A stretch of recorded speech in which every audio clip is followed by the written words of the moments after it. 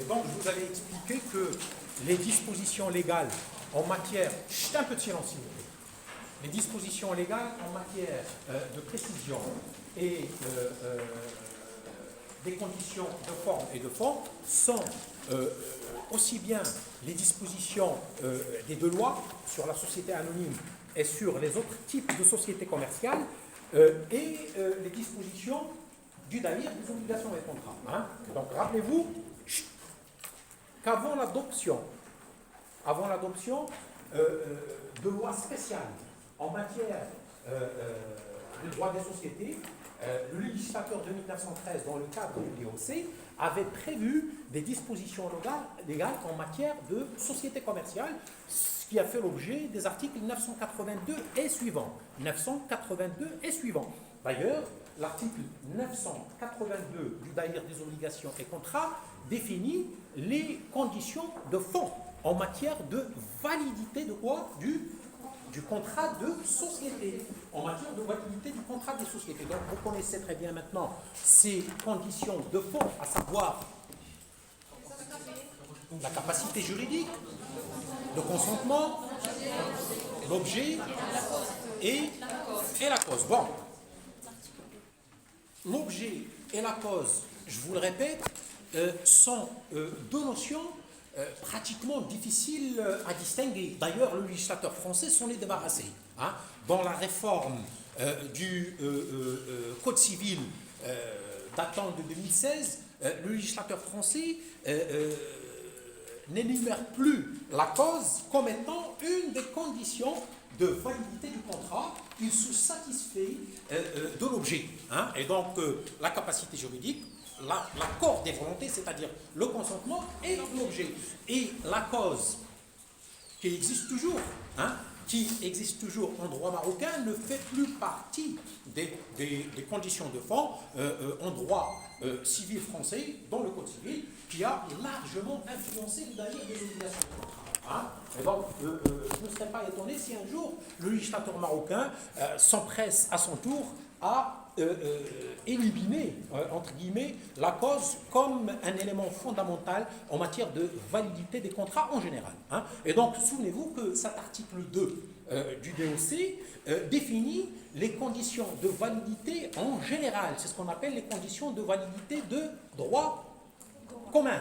Les conditions de validité de droit commun. C'est-à-dire que ceci est valable aussi bien lorsqu'il s'agit d'un contrat entre deux personnes physique que lorsqu'il s'agit d'un contrat touchant une société, c'est-à-dire une personne morale. Une personne morale. Donc, voici ce qu'on a vu jusqu'à présent. Les conditions de fond. Les conditions de forme, il s'agit tout particulièrement des conditions qui sont édictées par la loi 1795 sur la société anonyme. Hein, c'est-à-dire tout ce qui concerne la rédaction des statuts, hein, la publicité devant les organismes compétents en la matière, c'est-à-dire le tribunal de commerce, le greffe du tribunal de commerce, etc. Hein. Et donc, ce sont là les conditions de forme qui sont prévues notamment par la loi 1795. Et je vous rappelle que les conditions de forme, hein, et autres dispositions légales qui sont prévues dans le cadre de la loi 1795, ils sont aussi applicables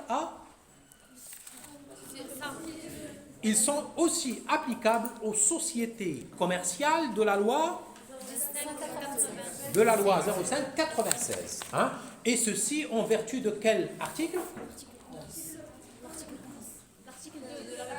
En vertu de l'article 2, en vertu de l'article 2 de quelle loi? Non, pas le 05. Voilà. Et donc, allez, je répète. Donc, on a les sources légales en matière de droit des sociétés. Hein. On a, bien entendu, la source classique de droit commun, c'est-à-dire le DOC, 982 et suivant. Hein, 982 et suivant. Et on a actuellement, sachant qu'il y a eu des lois avant la loi 1795 et la loi 0596, il y avait d'autres lois spéciales en matière de droit des sociétés. Alors,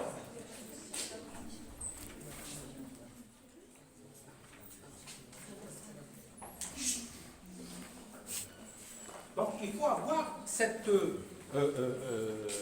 vision des choses. Hein. La loi 1795 a posé un certain nombre de règles légales concernant la société anonyme. Mais une disposition qui est énoncée par la loi 1795, qui dit que les dispositions des articles 1, 2, etc., 337 jusqu'à 340, etc., et d'autres dispositions de la loi 1795 sont applicables aux sociétés commerciales de la loi 0596. Vous avez compris? Hein? Voilà. Donc, si quelqu'un a la loi 1795 devant les yeux, est-ce qu'il peut me la passer? Non, personne n'a le... Oui, merci. Voilà.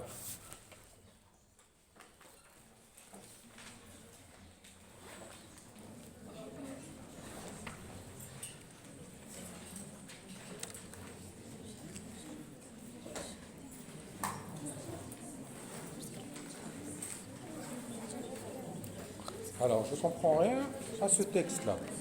Oui? Non, bon, c'est pas grave.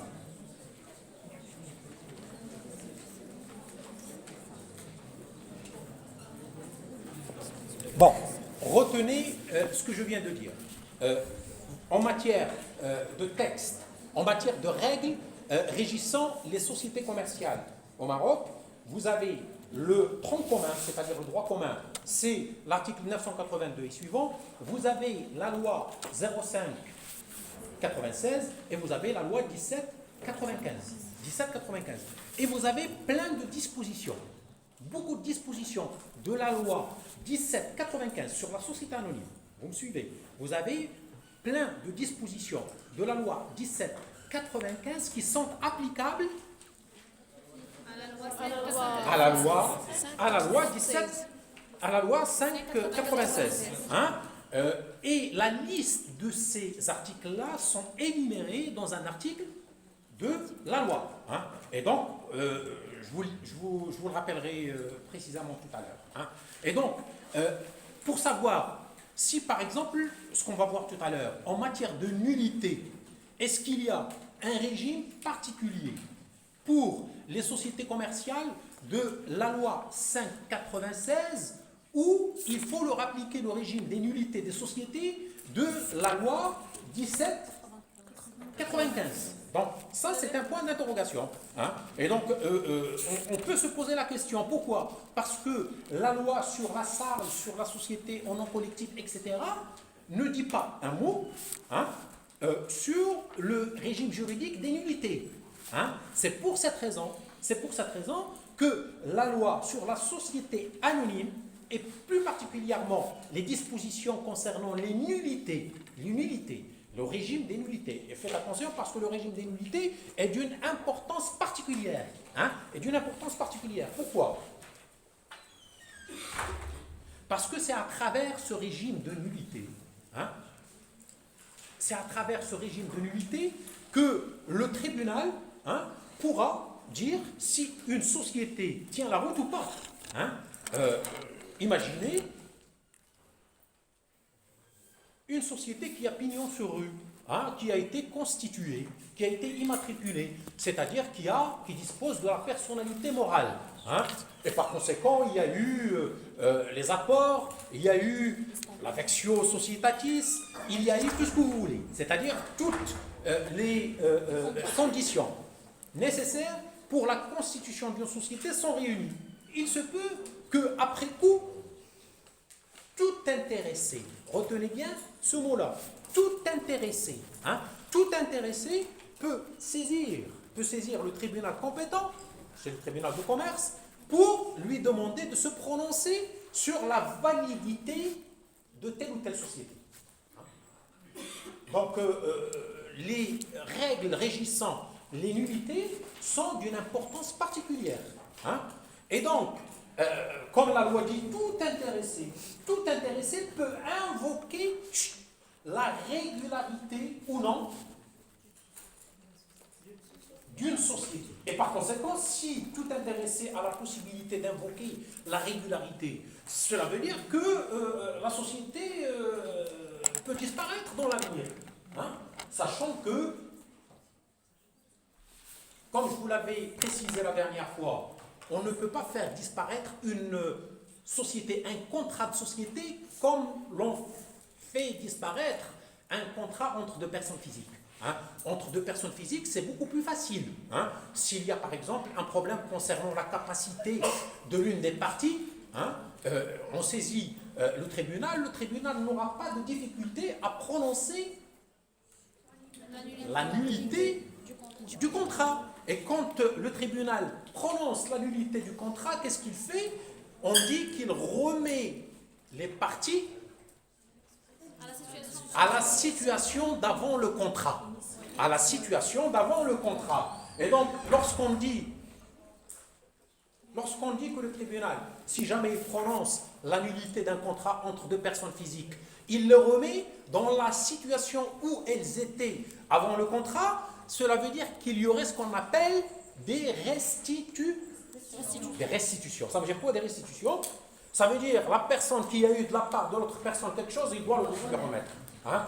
Par exemple, une personne a vendu un terrain, l'autre personne a payé le prix, eh bien, s'il y a annulation du contrat après coup, la personne qui a touché l'argent doit remettre l'argent et la personne qui a acquis le terrain doit remettre le terrain à son propriétaire d'origine. Bon, tant pis, hein, il aurait fallu pour ces parties-là être vigilant. Et quand, dans l'exemple que je vous ai donné là, hein,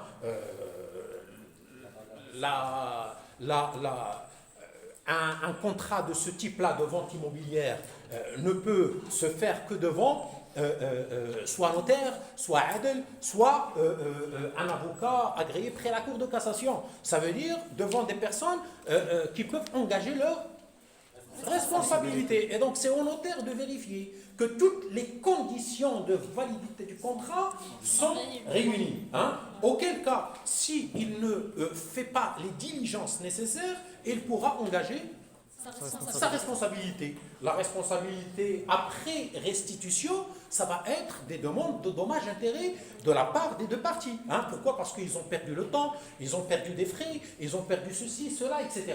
Et qui c'est qui est responsable? C'est le notaire. Et le notaire, bien entendu, il ne va pas payer de sa poche, il paiera comment?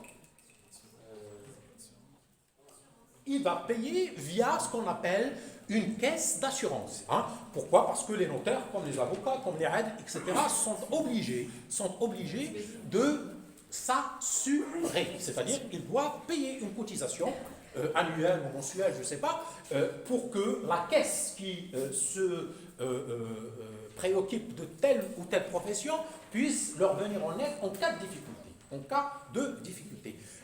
Ça, c'est entre deux personnes physiques. Entre deux personnes physiques, le tribunal ne trouvera pas beaucoup de difficultés à prononcer la nullité si la condition nécessaire de validité, c'est-à-dire une des conditions de l'article 2, fait défaut. Hein? Alors qu'en matière de contrat des sociétés, le régime des nullités est beaucoup plus sensible, je dirais. Hein? Pourquoi? Parce que même lorsqu'on est en face d'un défaut d'une condition de fond ou de forme, hein, eh bien, la nullité ne va pas être prononcée ipso facto.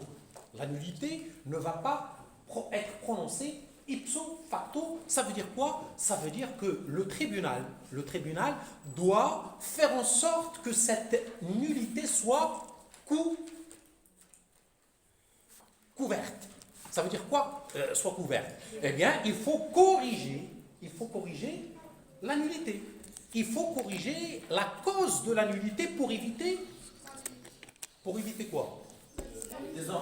Hein? La dissolution de la société. Pour éviter la dissolution de la société. Et donc, sachant que la constitution d'une société ne se fait pas du jour au lendemain. Hein?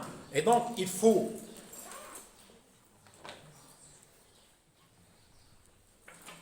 la réunion de personnes qui sont intéressées par l'aventure. Hein? Et donc, déjà, pour qu'il y ait 3 personnes, 4 personnes, voire 30, 40, pour une salle au maximum 50 personnes, pour réunir tout ce beau monde-là et se mettre d'accord, c'est pas évident. Ça demande des tractations, ça demande beaucoup de réflexion. Hein. Il faut réunir les fonds, hein, soit en numéraire, soit en nature. Et donc, c'est tout un cheminement, hein, avant de décider. Et il faut surtout, un projet comment? Rentable et viable. Il faut surtout un projet viable. Pourquoi? Parce que ce n'est pas parce que vous avez de l'argent que du jour au lendemain, vous allez décider de constituer une sarle avec votre belle-mère, avec votre grand-mère, etc. Et bon, vous allez avoir le titre de chef d'entreprise ou homme d'affaires, ça fait bien. Mais bon, ça ne vous sert pas à grand-chose. Ça va juste vous servir, la petite société, à vous bouffer vos fonds propres. Hein. Si vous n'arrivez pas à maintenir l'activité et à développer votre activité, etc., ça ne sert à rien de développer et de créer une société. Hein. C'est pour cette raison que la création d'une société, quand elle est faite après un processus plus ou moins lent, et si après coup,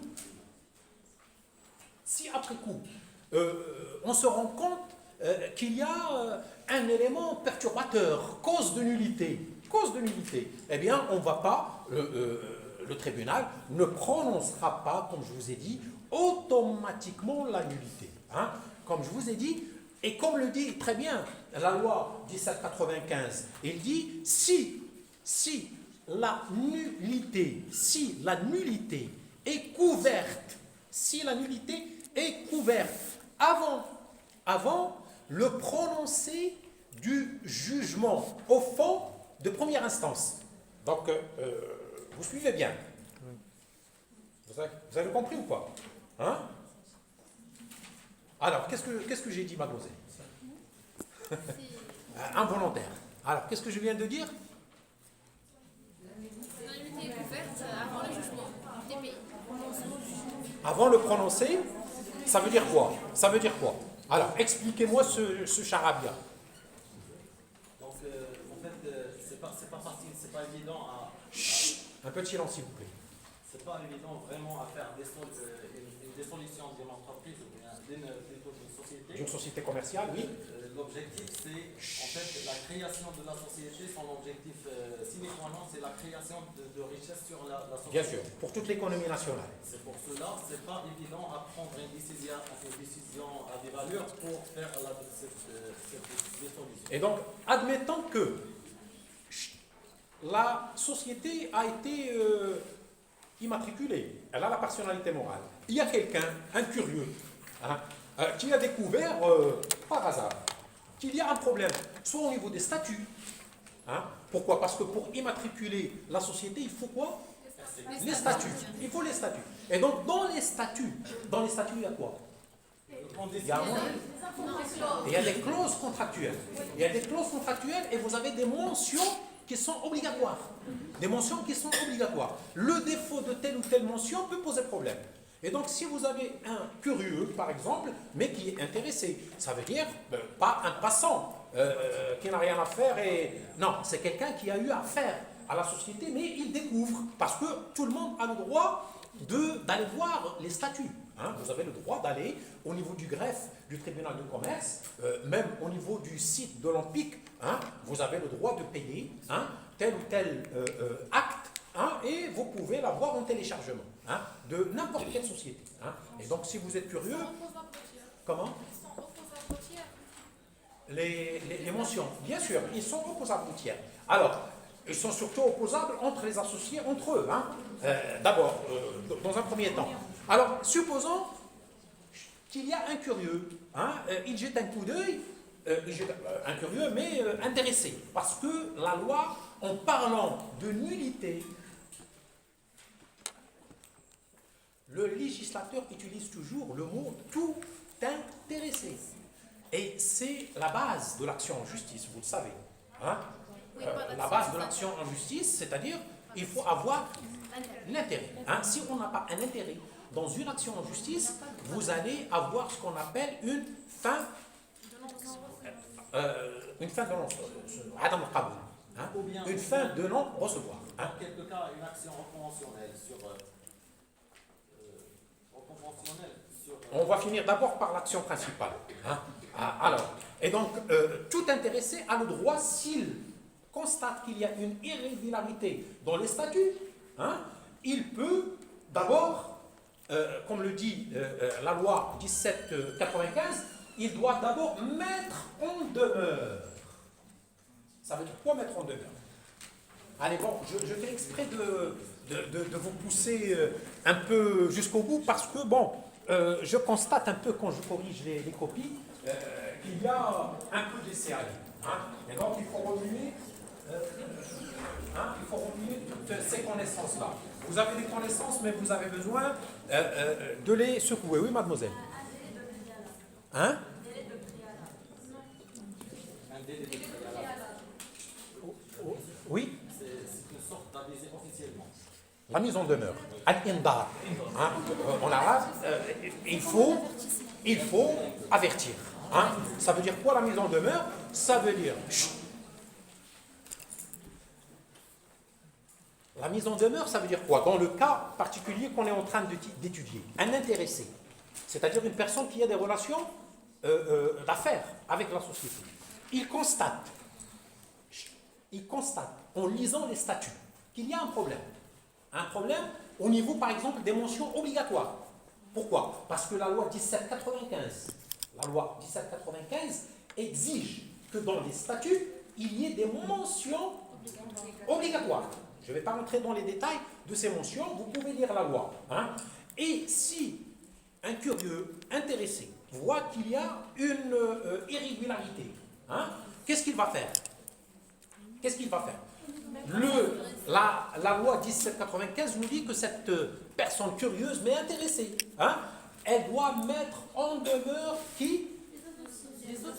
Les associés et particulièrement le gérant, c'est-à-dire les administrateurs de la société. Hein.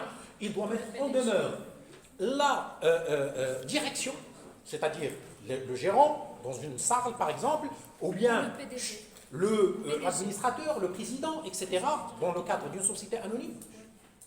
Il doit les mettre en demeure pour rectifier l'erreur, source de nullité éventuelle. Il doit les prévenir. Et il doit aussi, en même temps, il doit mettre en demeure qui? Les associations. Il a mis en demeure, le gérant ou bien l'administrateur. Il doit mettre en demeure qui? Hein? Il doit mettre en demeure la société.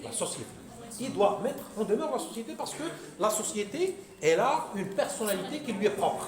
Hein? Et donc, il doit avertir en même temps l'administrateur, le gérant, etc., le directeur général, etc., mais en même temps, le même courrier doit arriver au siège social. Attention, hein, on raisonne toujours avec le siège social. Et par exemple, la mention du siège social est une mention obligatoire. La mention du siège social est une mention obligatoire. Pourquoi? Parce que c'est cette adresse-là,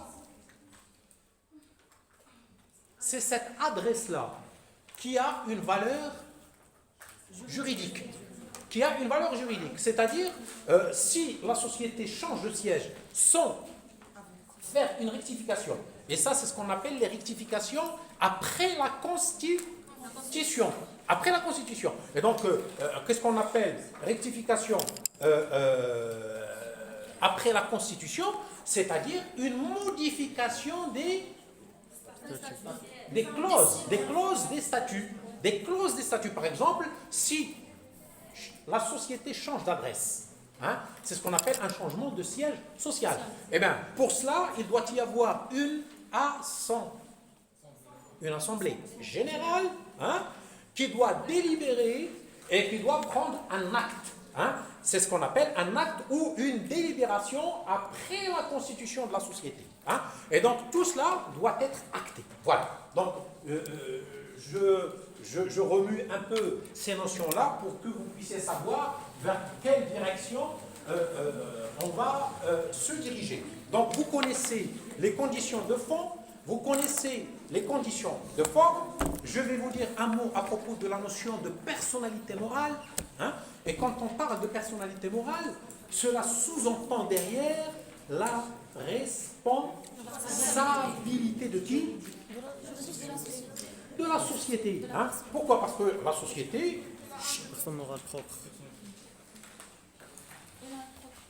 la société, quand on parle de personnalité morale, c'est une fiction. C'est une fiction. C'est-à-dire que le législateur était obligé d'inventer une personnalité à l'instar de la personnalité physique. La personnalité physique, la personne physique ne pose pas de problème. Hein. On est tous des personnes physiques. Cela ne pose pas de problème. Une personne morale, c'est une fiction juridique. Hein. C'est une fiction juridique. Et donc, cette personne morale, elle a sa propre vie. Hein? Elle a son propre statut. Elle a sa propre capacité juridique. Elle a son propre patrimoine. Hein? Et donc, elle est détachée de ses associés. Elle est détachée de ses dirigeants. Hein? Et donc, la société, personne morale, est une fiction juridique qui la distingue des autres personnes physiques associées qui sont en quelque sorte les fondateurs de cette personnalité morale. Et donc, quelques notions, vous pouvez noter un tiret à la ligne, la personnalité morale. La personnalité morale. Donc, je répète, je vous donne des notions fondamentales, sachant que vous avez le polycope. Hein. Donc, le polycope vous permettra d'avoir une succession logique des thèmes. Hein. Mais là, je traite avec vous les notions fondamentales. Alors, et donc, vous pouvez noter que la personne morale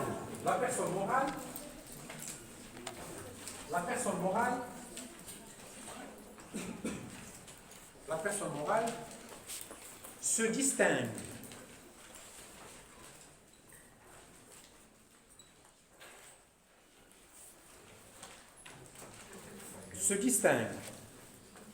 des associés, se distingue des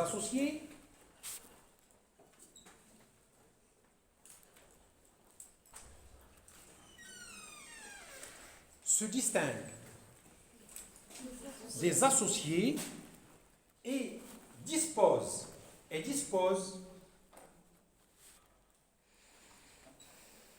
d'une manière autonome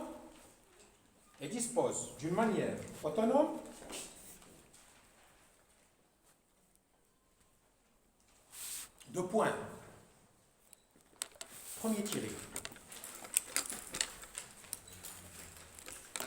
D'un patrimoine propre.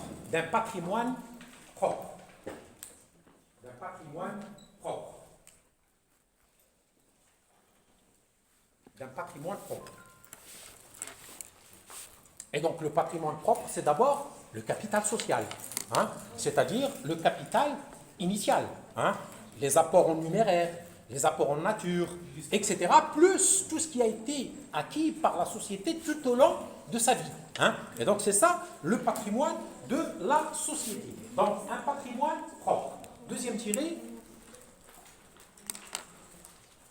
une capacité juridique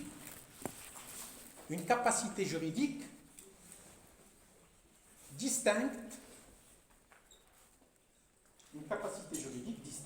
de celle de ses fondateurs.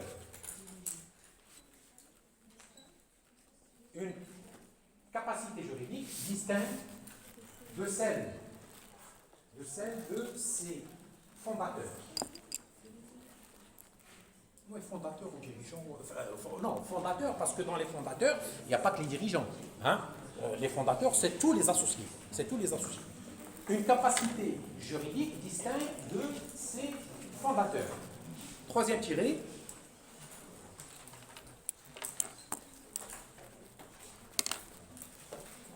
Une identité propre. Une identité propre.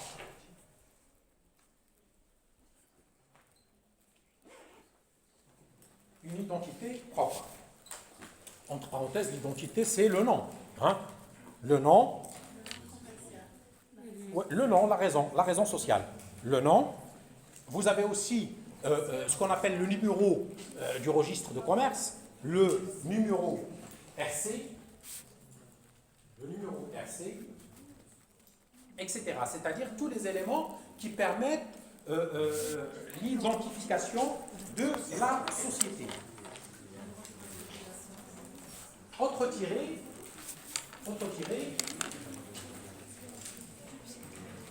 des représentants légaux.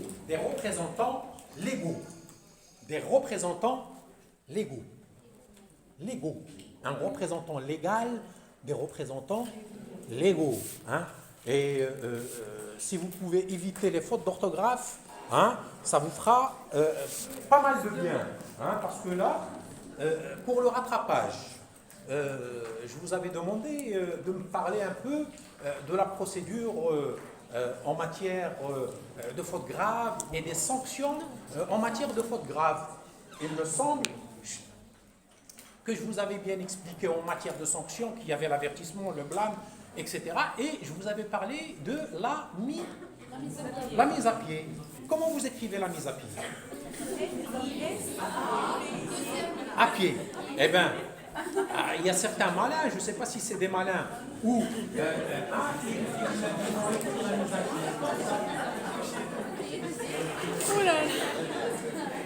La mise à payer. La mise à payer, il faut le faire. Hein, il faut le faire. Donc faites attention. Ça, rien que pour cette fois.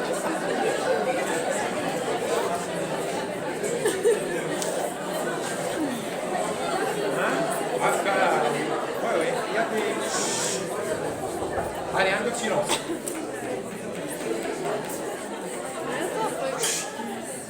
Alors, en matière de représentants légaux, vous avez ce qu'on appelle des représentants légaux statutaires, hein, entre parenthèses, statutaires, des représentants légaux, entre parenthèses, statutaires,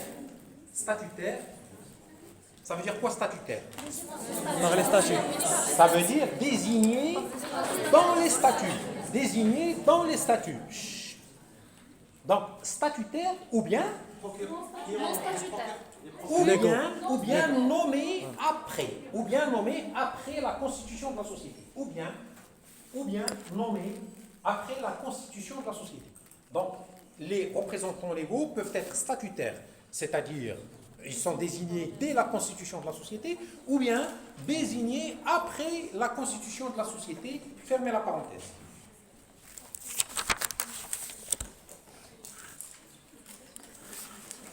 Alors, on va dire un petit mot à propos du patrimoine.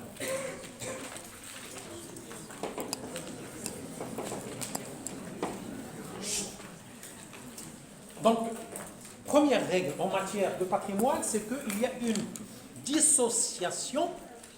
Il y a une dissociation entre quoi et quoi?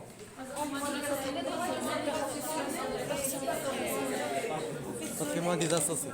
Et deux associés. C'est la séparation de la propriété. Il y a Fondateur. une distinction, une séparation entre le patrimoine de la société des personnes morales et le patrimoine des associés. Et le patrimoine des associés. Alors, donc la règle c'est qu'il y a une séparation. La séparation, c'est qu'il y a une ligne rouge entre le patrimoine de la société et le patrimoine des associés. Hein? Ça veut dire quoi? Une séparation entre le patrimoine de la société et le patrimoine des associés. Ça veut dire quoi? Chut, un peu de silence s'il vous plaît. Donc de mettre à l'abri les biens personnels. Bien sûr, ça veut dire que les biens personnels des associés, ils seront plus ou moins intouchables. Ça dépend des cas. On va dire, parce qu'il y a toujours des exceptions. Donc, la séparation veut dire que lorsque c'est la société qui est endettée, vis-à-vis des tiers, cela veut dire quoi? Cela veut dire que les tiers doivent poursuivre la société. Hein? Les tiers doivent d'abord poursuivre la société pour récupérer leur quoi? Leur créance. Pour récupérer leur créance et non pas leur dette. Attention, hein? On ne va pas récupérer une dette, hein? On récupère une créance. Donc, la séparation entre le patrimoine de la société et le patrimoine des différents associés permet, en cas de poursuite contre la société, de ne pas toucher au patrimoine propre des associés, sauf lorsqu'il s'agit de sociétés de personnes. Lorsqu'il s'agit de sociétés de personnes et en particulier lorsqu'il s'agit d'une société en nom, on dit aussi en nom collectif, lorsqu'il s'agit d'une société en nom collectif, le patrimoine des associés est pratiquement, je dirais pas le même, hein, mais il se trouve facilement atteint par les créanciers en cas de difficulté de la société. Hein? Cela veut dire quoi? Cela veut dire que même pour les personnes, les sociétés de personnes, on ne va recourir au patrimoine des associés de la SNC, par exemple, que si quoi? La société est insolvable. Que si la société est en difficulté et que son patrimoine ne permet pas de payer les dettes. Hein? Et donc, on commence d'abord par mettre en demeure la personne morale, la société, parce que son patrimoine, quelle que soit la nature de la société de personnes ou société de capitaux, hein, eh bien, le patrimoine de la société, il est différent du patrimoine des associés. Hein. C'est pour cela, on le verra en étudiant la SNC, c'est pour cela que dans la SNC, on accepte que les personnes de confiance. Hein? C'est-à-dire que entre associés d'une société en nom collectif, il doit y avoir une confiance sans faille. C'est pour cette raison que généralement cette formule de SNC est valable pour les sociétés familiales, hein? Entre père-fils, etc., etc. Pourquoi? Parce que c'est dans la famille qu'il y a d'abord la confiance. Hein? Et c'est pour cette raison qu'il est impossible de céder quoi? De céder les actions, hein, ou les parts. Les parts d'un associé en SNC ne sont pas cessibles. Hein.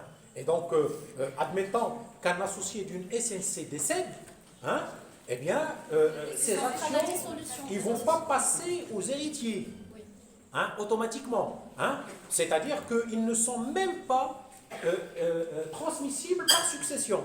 Hein. Cela veut dire quoi? Cela veut dire que si les associés de la SNC envisageraient, par exemple, la transmission par succession des parts en cas de décès d'un des associés, il faut que ça soit acté dans Le statut. les statuts. Il faut que dans les statuts, les associés prévoient la possibilité de transmission des actions de l'associé qui a décédé pour ses héritiers. Autrement, la règle, c'est que le décès d'un associé entraîne quoi? La dissolution. La dissolution de la société. Hein? C'est pour vous dire l'importance, hein, de l'intuitive personae en matière de société de personnes. C'est-à-dire, un associé, un peu de silence, un associé dans une SNC décède, en principe, c'est la dissolution. Sauf cas particulier. Sauf si c'est prévu à l'avance par les associés dans le cadre de leur statut ou dans le cadre d'une assemblée générale extraordinaire. Hein? Oui. Monsieur, le créancier lésé d'une société d'action insolvable, il ne peut rien faire. Une société de capitaux. Oui, insolvable. Une société qui est insolvable, par exemple en matière de société anonyme, on ne va pas poursuivre les actionnaires pour défaut de paiement de la société. Ça, c'est impossible. Hein? Pourquoi? Parce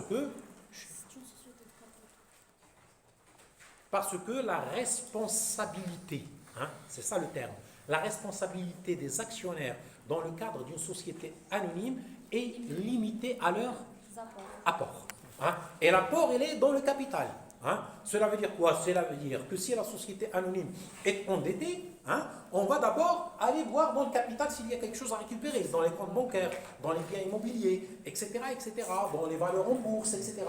Eh bien, si on peut récupérer quelque chose, tant mieux. Si on ne peut pas récupérer, on ne va pas aller poursuivre les actionnaires. Hein.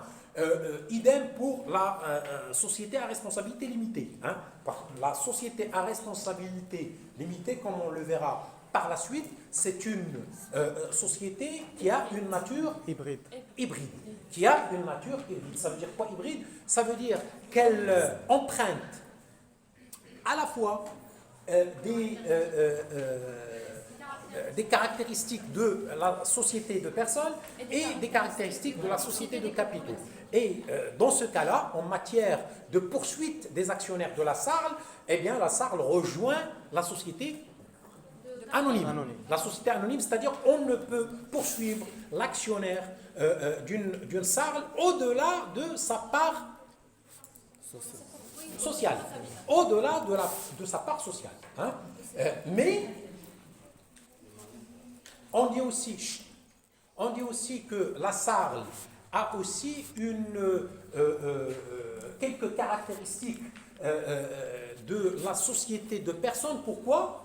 Parce qu'on peut prévoir, dans le cadre des statuts d'une SARL, on peut prévoir que les parts sociales ne seraient pas cessibles. Ne seraient pas cessibles. On peut prévoir. Chose qu'on ne peut pas faire, par exemple, dans le cadre des statuts d'une société anonyme. Hein. Dans le cadre d'une société anonyme, les actions de la société anonyme sont librement négociables. C'est-à-dire, on peut en acheter, on peut en vendre sans problème. Il n'y a pas de restriction. Pour la SARL, par exemple, même si c'est une société à caractère hybride, eh bien, les actionnaires peuvent prévoir dans le cadre des statuts que les parts sociales seraient difficilement cessibles. Difficilement cessibles, et c'est en ce point-là qu'on dit que la SARL rejoint les capitaux, les sociétés de personnes, en l'occurrence la société en nom collectif. Alors, donc pour le patrimoine, vous pouvez noter que la société répond de ses dettes, la société répond de ses dettes, la société répond de ses dettes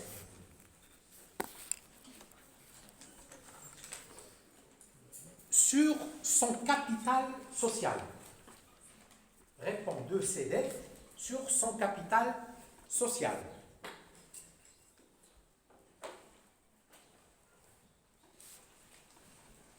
Autrement dit,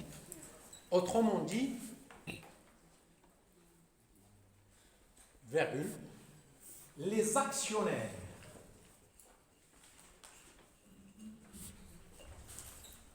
d'une société commerciale, autrement dit, les actionnaires d'une société commerciale, mis à part la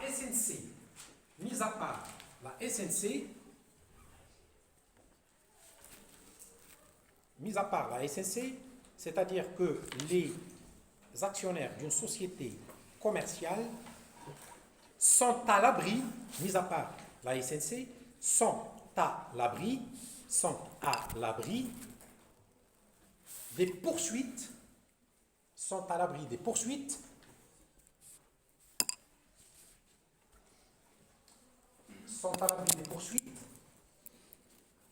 virgule, sur quoi? Sur leur propre patrimoine. Sont à l'abri des poursuites, virgule, sur leur propre patrimoine,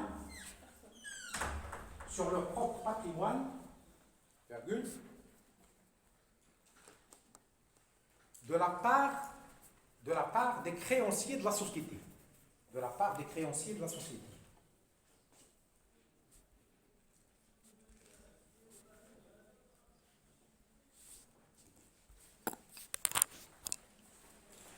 Donc, voilà grosso modo ce qu'on peut dire à propos de la notion de personnalité, de personne morale.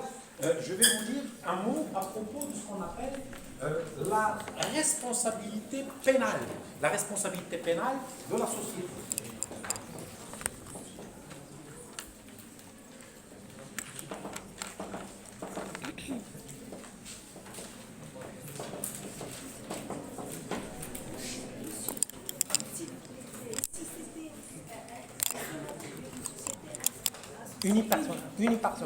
Unipersonnel. Oui. Bon, auto-entrepreneur, etc. Généralement,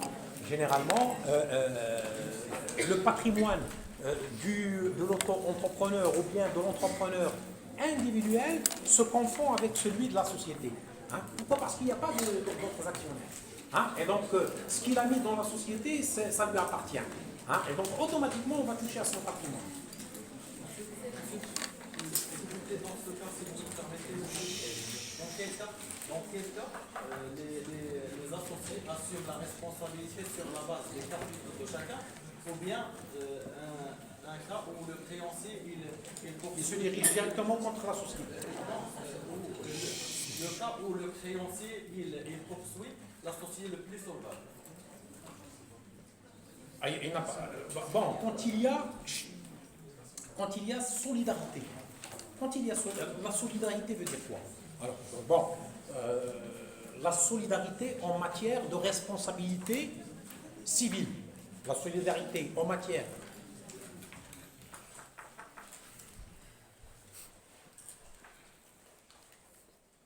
Alors, votre camarade pose une question intéressante. Hein?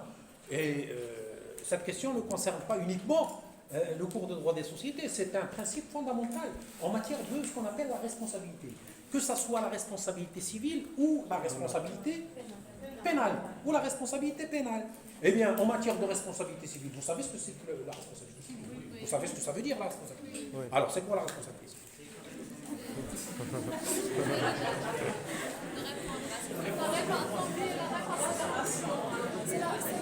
L'électuel et contractuel. Il suffit de vous poser une question, ça devient un souk ici. Hein? Alors, bon, la responsabilité civile, vous savez faire la distinction entre deux types de responsabilité déjà. Voilà, on a... je vais prendre mes fiches et je vais partir. Si vous continuez comme ça. Alors, en matière de responsabilité civile, vous faites la distinction entre deux blocs. Vous avez la responsabilité délictuelle et quasi-délictuelle, et vous avez la responsabilité contractuelle. Quand vous avez la responsabilité contractuelle,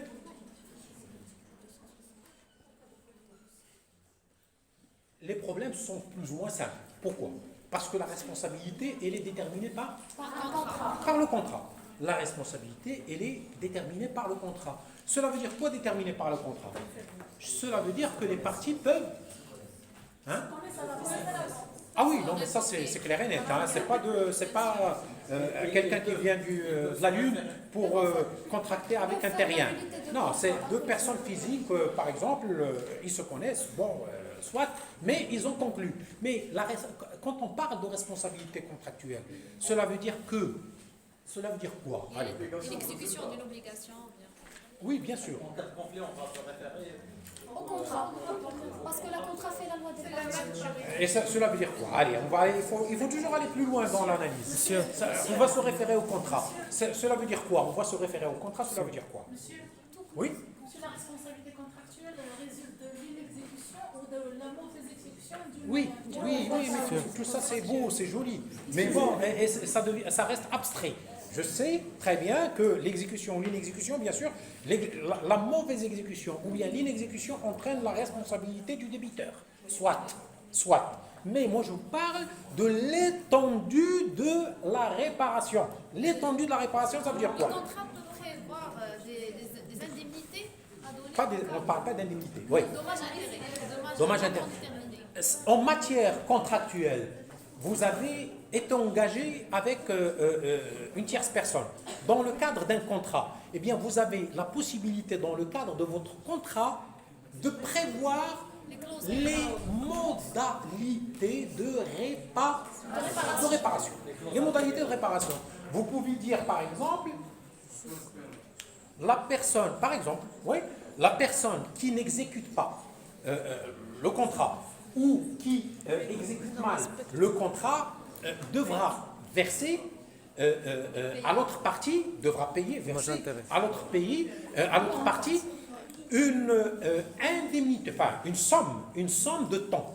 Une somme de temps. Cela veut dire quoi? Cela veut dire que ce sont les parties au contrat qui définissent l'étendue de leur responsabilité.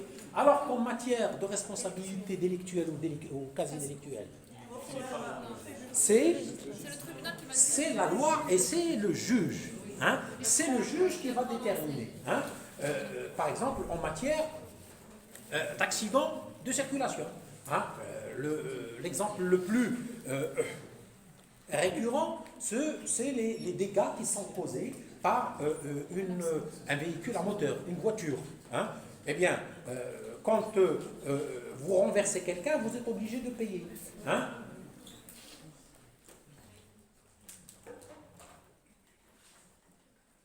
Quand vous renversez quelqu'un en conduisant votre voiture, vous êtes obligé de payer. Hein? Vous ne pouvez pas vous mettre d'accord dans le cadre d'un contrat avec le piéton pour lui dire si je te renverse, je te paye tant. Autrement, bon, déjà c'est impossible. Hein? Et si on le fait, mais il faut le faire sans contrat, mais si l'assurance découvre la chose, ça va être une escroquerie à l'assurance. Une escroquerie à l'assurance, et donc ça peut passer au pénal. Ça peut passer au pénal. Et donc, quand vous renversez quelqu'un, déjà vous êtes obligé d'être assuré. Hein? Hein? Donc on ne peut pas conduire un véhicule à moteur sans avoir une assurance. Et par conséquent, si vous renversez quelqu'un, c'est votre assurance qui prendra le relais pour le paiement. Hein? C'est-à-dire qu'il y aura une garantie. Hein? La personne appellera en garantie la société d'assurance. Et la société d'assurance, bien entendu, paiera en fonction du quoi? Du préjudice. En fonction du préjudice. Et le préjudice, il est déterminé comment en cas d'un accident de circulation?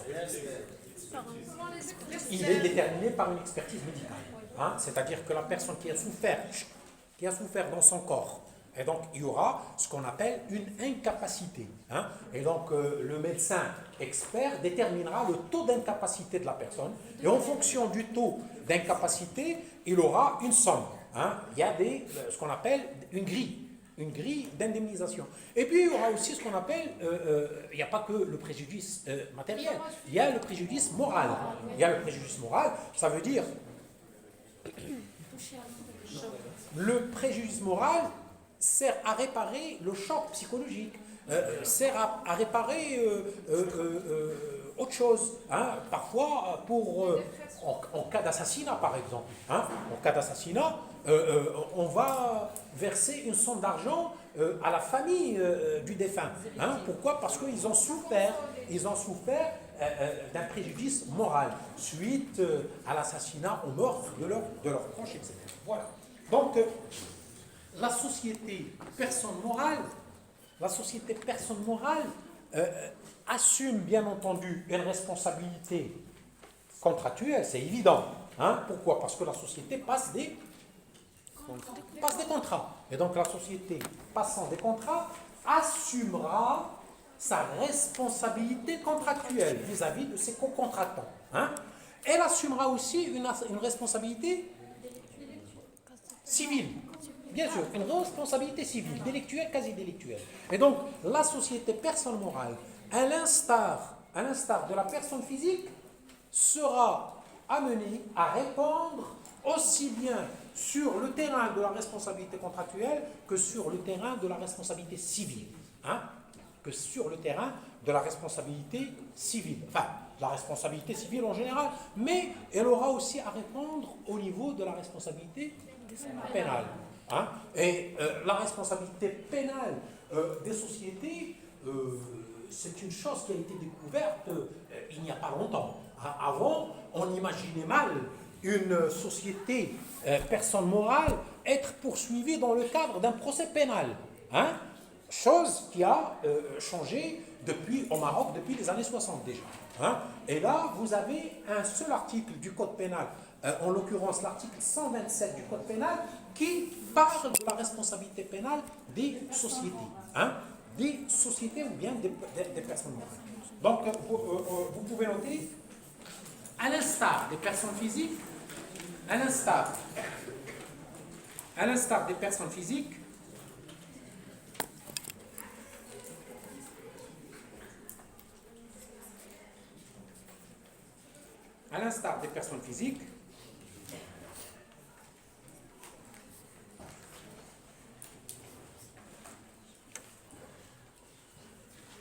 une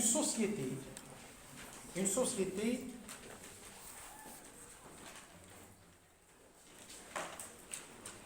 pourrait être amenée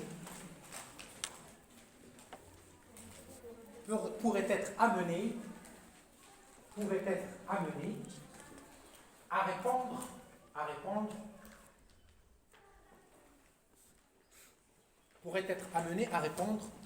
de sa responsabilité pénale.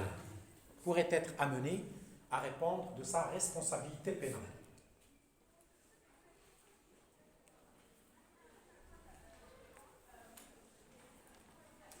Vous pouvez tout de suite le deviner. On ne peut pas mettre une personne morale en prison. Ah, une personne morale n'a pas d'existence physique. Hein, et donc, il n'y aura pas de contrainte d'incarcération, c'est évident. Hein, et donc, à votre avis, tout ce que la société, la personne morale, la société commerciale ou l'association ou toutes sortes de sociétés civiles, commerciales, etc., tout ce que ces sociétés, sur le plan pénal, pourraient être amenées à être condamnées, ce sont des condamnations pécuniaires, c'est-à-dire verser des sommes d'argent ou bien ce qu'on appelle des peines accessoires. Les peines accessoires, ça peut être la dissolution, ça peut être l'interdiction, ça peut être autre chose. Hein. Et donc, le principe, c'est que l'article 127 du Code pénal précise que la seule condamnation pénale pour les sociétés commerciales, pour les sociétés civiles, pour les syndicats, pour tout autre groupement, hein, c'est la condamnation à des peines d'ordre pécuniaire, plus les peines accessoires. Selon l'article 127 du Code pénal,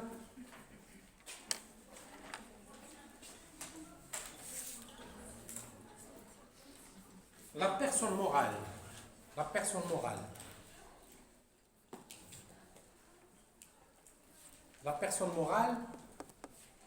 ne peut être condamnée qu'à des peines pécuniaires. Ne peut être condamnée qu'à des peines pécuniaires.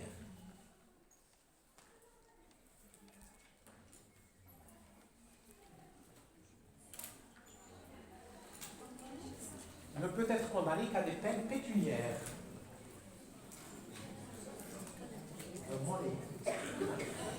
Ne peut être condamné qu'à des peines pécuniaires. Elle peut l'être aussi,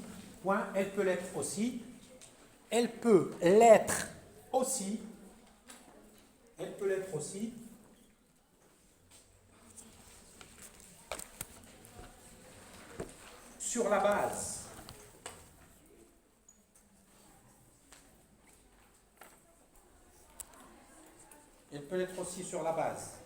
de l'article 36 du Code pénal. Elle peut l'être aussi sur la base de l'article 36 du Code pénal. 63 ? Ouais, 63. Vous avez le Code pénal, non? Qui c'est qui a le Code pénal? Je l'ai dit de mémoire, je vais vérifier.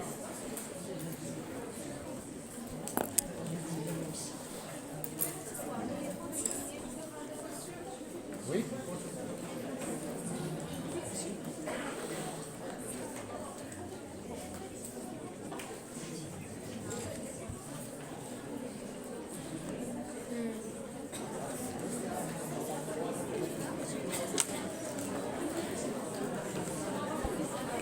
en ordre. Ouais. Oh, vous m'induisez en erreur, mademoiselle. C'est bien l'article 36 sur les peines accessoires. Allez, c'est bien l'article 36. Elle peut l'être. Donc je vous renvoie à l'article 36. D'accord? Elle peut l'être aussi sur la base de l'article 36 à des peines accessoires. Et donc, regardez quelles sont les différentes peines accessoires prévues par l'article 36 du Code pénal. Bon, je vous laisse le soin de regarder. Hein. Je peux pas faire à la fois un cours de droit pénal et de droit d'expliquer, un cours de droit civil, etc. Hein. Alors, bon, ce sont là quelques règles de droit que j'ai voulu préciser. Et avant de passer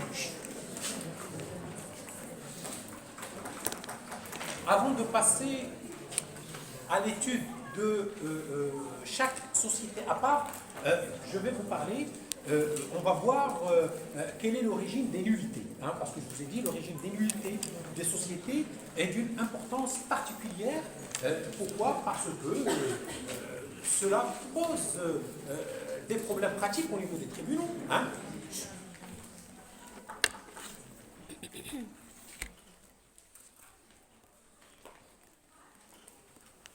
Il suffit que le rédacteur des statuts, par exemple, soit un peu étourdi et qu'il oublie, par exemple, des mentions obligatoires. Cela peut exposer la société à une action en nullité durant combien de temps?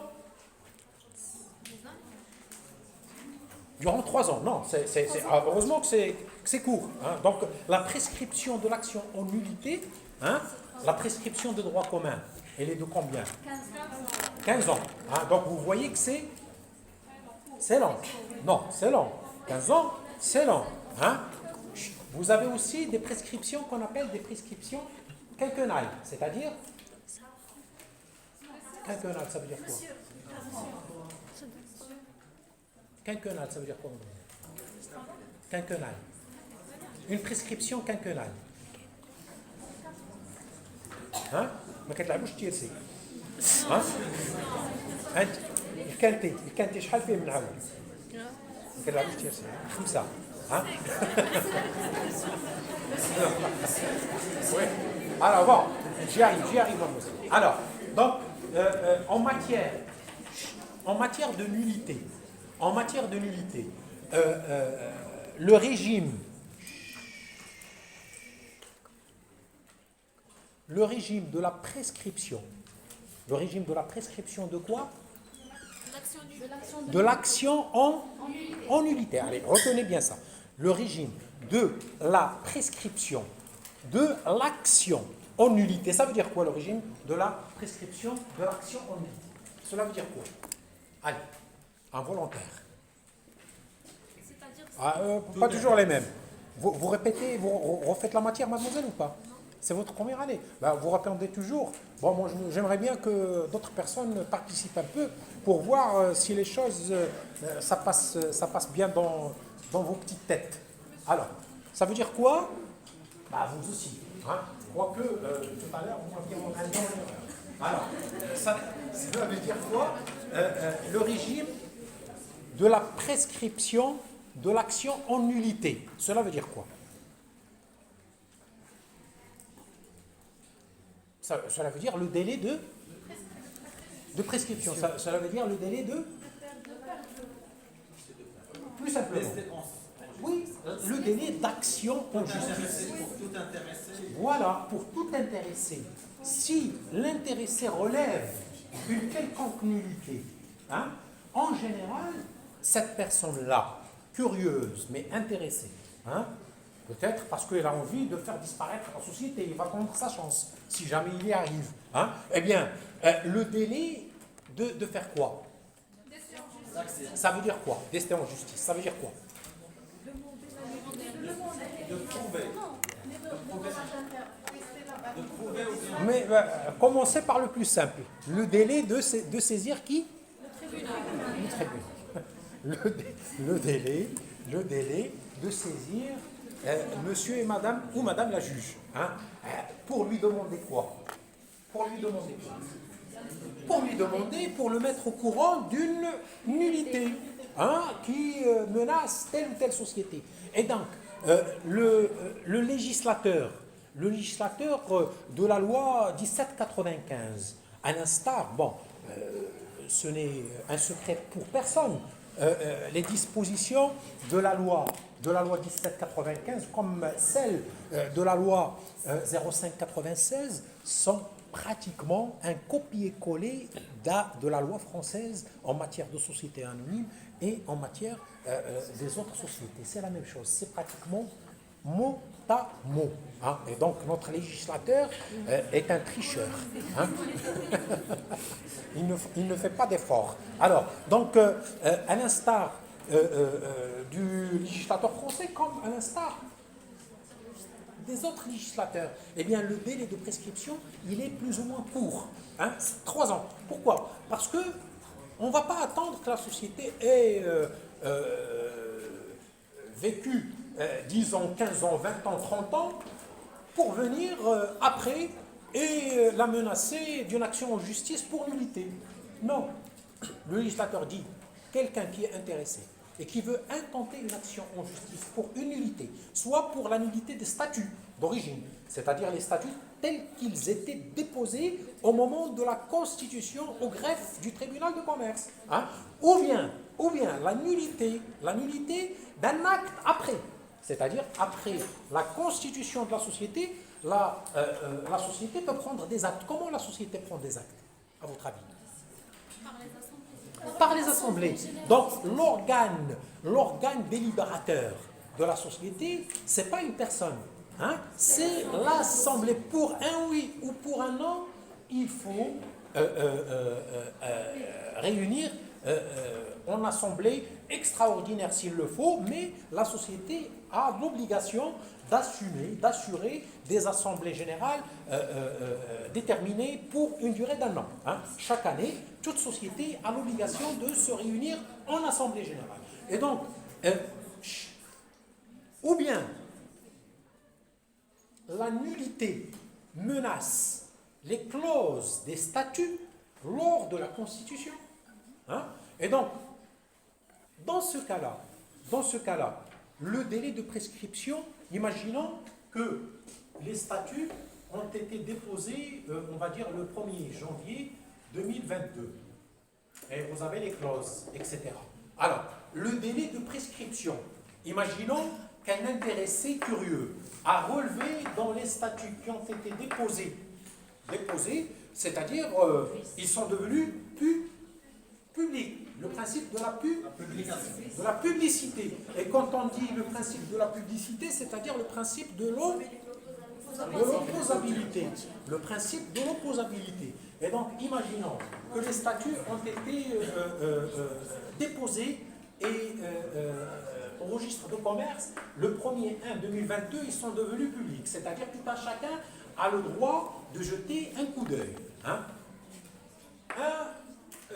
Curieux intéressé a relevé un petit souci au niveau des mentions obligatoires, etc. Hein. Alors, qu'est-ce qu'il doit faire? Les statuts ont été déposés le 1er janvier 2022 en matière d'action et de prescription de l'action en justice. Qu'est-ce que je vous ai dit? L'action en justice se prescrit par un délai de 3 ans. Ça veut dire qu'il a intérêt d'agir. Ah, voilà, c'est-à-dire qu'il a tout intérêt à saisir le tribunal de commerce compétent avant le 1er 1 2025. S'il saisit le tribunal le 2 1 2025, il sera, c'est-à-dire sa demande ne sera pas acceptée parce que il a agi en dehors du délai. Hein, en dehors du délai. Hein. Et bon, vous allez voir dans le détail les délais de prescription de l'action en justice, etc. et les différents problèmes.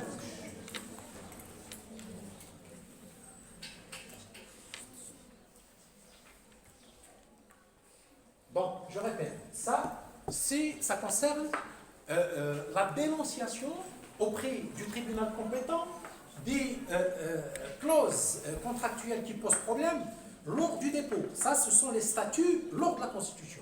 Je vous ai dit que tout intéressé a la possibilité aussi de dénoncer autre chose. Qu'est-ce qu'il peut dénoncer? Modification de c'est-à-dire statut. les actes et délibérations. Ça veut dire quoi, acte et délibération, hein? Ce sont des actes et délibérations qui ont eu lieu après le 1er janvier 2022. Hein? Et donc, imaginons que le 1er janvier 2023, il y a eu une assemblée générale de la société. Et que, lors de cette assemblée générale, les associés ont pris un acte ou une délibération. L'acte ou la délibération vont faire l'objet d'un support matérialisé ou immatérialisé. Hein. Maintenant, tout se passe de façon immatérialisée, dématérialisée plutôt, dématérialisée. Hein. C'est-à-dire on a toujours la trace. On a toujours la trace de l'acte ou du délibéré de la société. Et donc, imaginons que l'acte ou le délibéré a eu lieu lors d'une assemblée générale du 1er 1 2023. Le curieux, il a la possibilité d'agir jusqu'à quelle date? Le 1-1 2006. Le 1 2026. Et ainsi de suite. Et ainsi de suite. Donc, la règle en matière de nullité, la règle en matière de nullité des actes ou des libérations ou les statuts, c'est que le délai de prescription, il est de 3 ans. Hein, il est de 3 ans. Le législateur aurait pu garder le délai de droit commun, c'est-à-dire le délai d'agir des obligations et contrats, c'est-à-dire 15 ans. Hein, c'est quel article? C'est quel article? Monsieur, Hein? c'est pas toujours 15 ans. C'est pas toujours 15 ans. C'est, mademoiselle, je parle du délai de prescription de droit commun. Voilà, mais il y a des délais courts, de 1 an, de 2 ans, de 5 ans, mais... Lorsqu'il s'agit de nullité relative, c'est 15 ans, mais lorsqu'il s'agit de nullité absolue, c'est un absolu. Non, c'est tout à fait l'inverse. Mais bon, rentrons pas dans les détails des nullités relatives, mademoiselle. Bon, bon. On va revoir tout ce charabia-là parce que je pense que vous avez besoin d'un coup de balai pour remettre les choses au point. Alors, donc, je disais que le principe en matière de prescription, en matière d'action en nullité, ce que vous devriez retenir, c'est que le délai de prescription est de 3 ans. Et le tout est de savoir quel est le point de départ. Le point de départ. Et donc, en matière de prescription, il y a toujours un débat devant les tribunaux. Hein. On se pose toujours, surtout en matière de nullité relative absolue, etc., on ne sait pas quand est-ce que le point de départ commence. Hein. Et donc, il y a toujours un vrai problème d'analyse des faits. Parce que connaître le point de départ, arrêtez de chuchoter s'il vous plaît. Donc, en matière de prescription, que ce soit dans le monde des droits des sociétés ou bien partout ailleurs en matière judiciaire, il y a toujours le point de départ pose toujours un vrai problème. Alors, donc en matière de nullité, vous pouvez noter, en matière de nullité,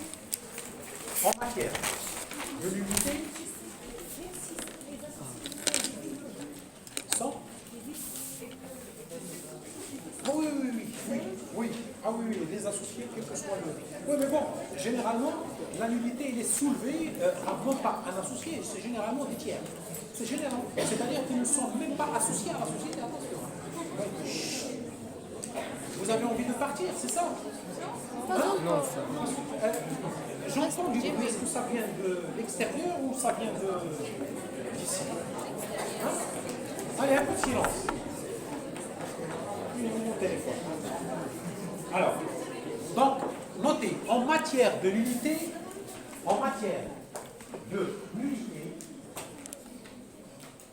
la règle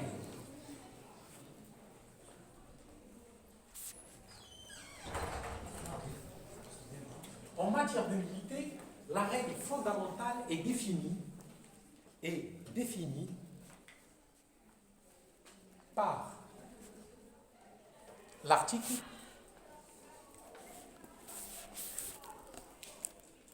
337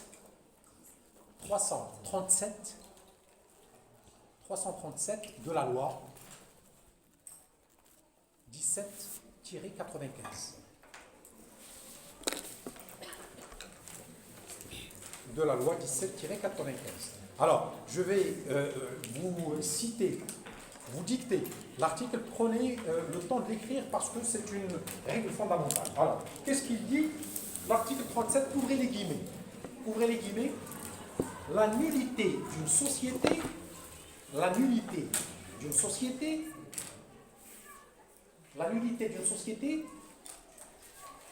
celle, c'est-à-dire la nullité d'acte, ou celle d'acte, des apostrophes actes, les actes, ou d'acte, ou délibération. La nullité d'une société. Ça veut dire quoi la nullité d'une société? C'est-à-dire la nullité de la société en entier et surtout des statuts. Pourquoi? Parce qu'il y a un problème au niveau des clauses contractuelles, au niveau des accords, etc. Et donc la nullité, c'est pour cela l'article 337 parle de la société en entier, mais il parle aussi de la nullité d'actes séparés ou de délibération. Monsieur, pourquoi le législateur a donné cette autorité au tiers vis-à-vis des... Les tiers intéressés, attention, les tiers intéressés, c'est pas tous les tiers. Les tiers intéressés. Pourquoi? Parce que les tiers, c'est quoi? Ce sont des contractants de la société. Ce sont des contractants. Vous, personne physique, si vous avez affaire à une autre personne physique, vous ne pouvez pas lui interdire d'agir contre vous en justice dans le cadre du contrat. Vous pouvez le faire.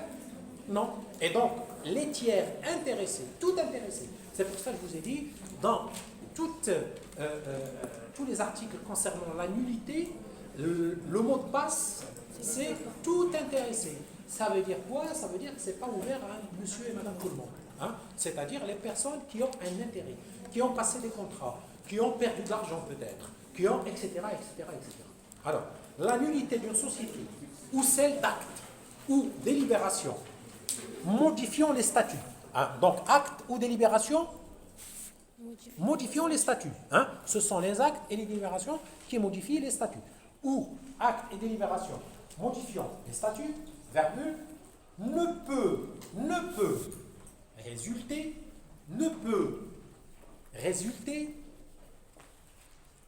résulter, et donc déjà vous voyez que le législateur, par cette exclusion, essaie de délimiter le domaine de l'action en nullité. Ne peut résulter que de quoi? Ne peut résulter que d'une disposition expresse. Donc ça, c'est la première chose. Ne peut résulter que d'une disposition expresse. Quand le législateur parle de disposition expresse, cela veut dire quoi? Mais bien sûr, c'est la loi. Mais si, par exemple, on va chercher une disposition confuse, une disposition confuse, ça veut dire quoi confuse? C'est-à-dire une disposition qui n'est pas bien claire. Elle ne peut faire la base d'une action en nullité. Et donc déjà, en délimitant d'abord l'action en justice, pour la violation d'abord d'une disposition expresse, Ça veut dire qu'il n'y aura pas, d'interprétation. Il n'y aura pas d'interprétation. Ça vous rappelle quelque chose, ça? Chut. Le droit pénal. Le droit pénal, très bien. Très bien. Ça veut dire qu'en droit pénal, le juge pénal est obligé de se tenir au texte tel qu'il édicte la règle. Hein. Il ne peut pas faire d'extrapolation, il ne peut pas faire d'interprétation, etc. Hein. Et donc, lorsque le texte est bien clair, hein, le juge pénal n'a pas le droit d'extrapoler ou d'interpréter. Hein. Pourquoi? Parce qu'il y va de la liberté de la personne, hein, en matière pénale. Eh bien, en matière de société, et vous devinez, l'objectif du législateur, c'est pour préserver la continuité de la société. C'est pour cela qu'il a subordonné l'action en justice à la violation d'une disposition expresse. De la présente loi, de la violation d'une disposition expresse de la présente loi, c'est-à-dire la loi 1795, virgule. Donc, ça c'est la première source.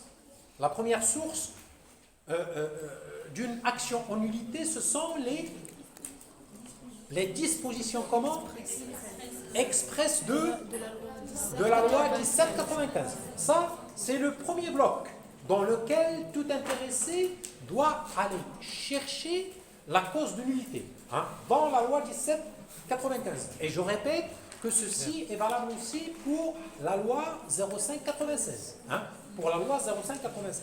Alors, donc, violation expresse d'une disposition de la loi 1795, virgule. Autre source d'une action en nullité. Du caractère illicite, du caractère, notez, du caractère illicite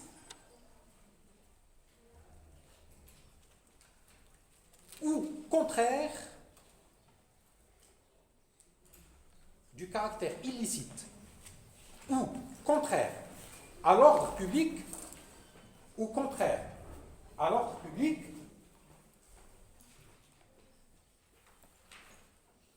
de l'objet de la société, de l'objet de la société, de l'objet de la société. Donc, deuxième bloc. Le deuxième bloc d'une action en nullité. Donc, premier bloc, vous le connaissez, c'est quoi? Violation d'une disposition expresse de la loi 1795. Ça, c'est le premier bloc. Et Dieu sait qu'il y en a, hein, des dispositions expresses, notamment en matière des mentions obligatoires et en matière des dispositions que doivent revêtir les statuts, etc. Et donc ces dispositions expresses sont nommées, hein, dans la loi 1795. Le deuxième bloc, c'est le caractère illicite ou contraire à l'ordre public. Bon. Est-ce qu'il y a une différence entre illicite et contraire à l'ordre public? Je ne sais pas. Hein? Hein? Ça dépend de la gravité. La gravité. Non. Bon. Le caractère illicite, le caractère contraire à l'ordre public, peut-être cela englobe beaucoup de situations. Cela pourrait englober beaucoup de situations et l'ordre public, c'est une notion abstraite. Hein? L'ordre public, il n'y a pas... Vous n'avez pas un article du Daïr des obligations de contrat, ou bien du code pénal, etc., qui vous dit que l'ordre public est ce qui suit. 2 points, etc., premier tiré, deuxième tiré. Non. Hein? L'ordre public, c'est une notion abstraite. Cela veut dire quoi, une notion abstraite? Cela veut dire qu'il faut aller chercher la contrariété à l'ordre public dans des sources différentes. Hein?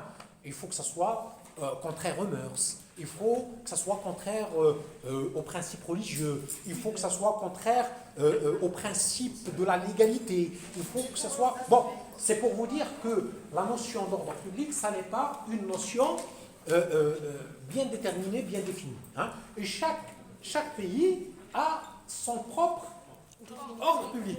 Il n'y a pas d'ordre public international commun à tous les États.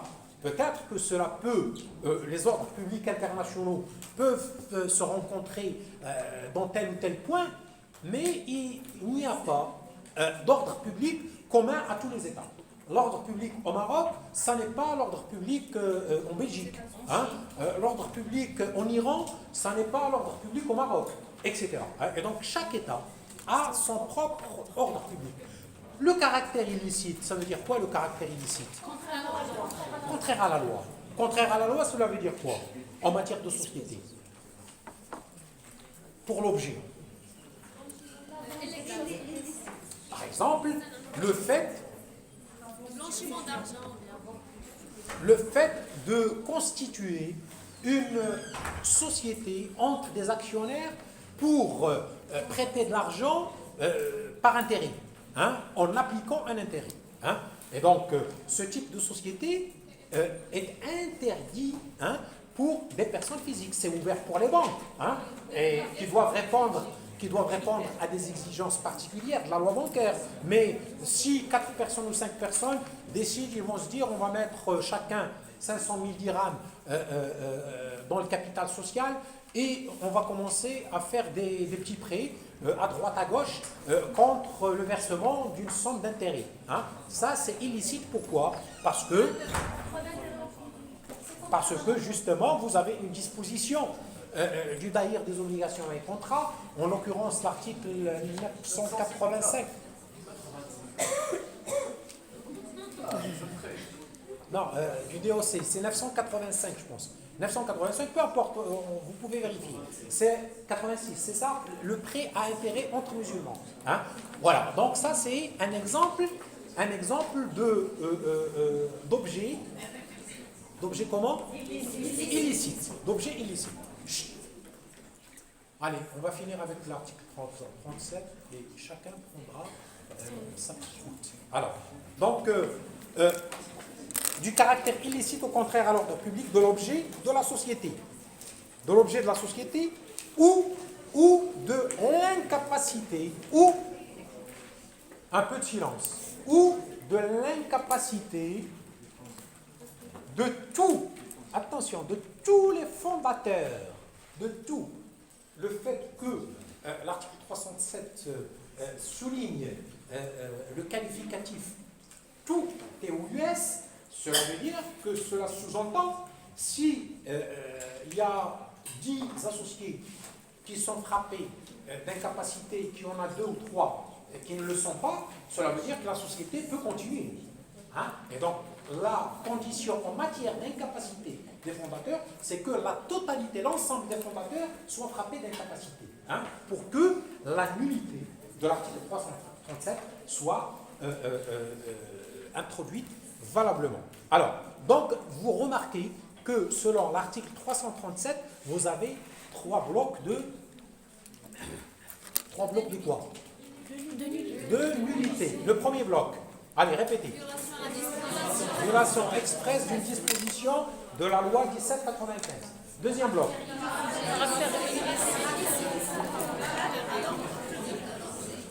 Voilà. L'incapacité. L'illicité de l'objet ou la contrariété à l'ordre public. Et troisième bloc. L'incapacité de tout. TOUS souligné. Bon, voilà. Donc, on va s'arrêter là. Demain, après-midi, est-ce que vous avez un cours? Doucement, s'il vous plaît. Hein?